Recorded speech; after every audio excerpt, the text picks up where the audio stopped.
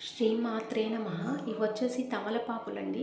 ఏంటి తమలపాకులు అనుకుంటున్నారా? ఇవొచ్చేసి నేను ఆంజనేయ స్వామికి ఆకు పూజ అనేదైతే చేయించాననమాట. అక్కడ పూజ అయిపోయిన తర్వాత కొన్ని ఆకులైతే మనకి ఇస్తారనమాట. చాలా ఆకులు ఇచ్చారు. సో ఇవన్నీ గుమ్మానికి ఎక్కువ అవుతాయి కాబట్టి నేను 5 ఆకులు కట్టాననమాట. సో గుమ్మానికైతే నాకు పర్ఫెక్ట్‌గా సరిపోయిందండి.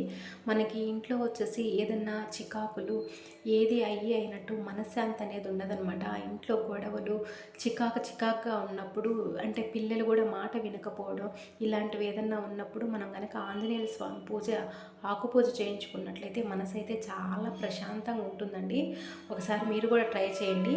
ఈ విధంగా వచ్చిన ఆకులన్నీ కూడా వచ్చేసి నేను గుమ్మానికి ఈ విధంగా తోరణం లాగా కట్టాను.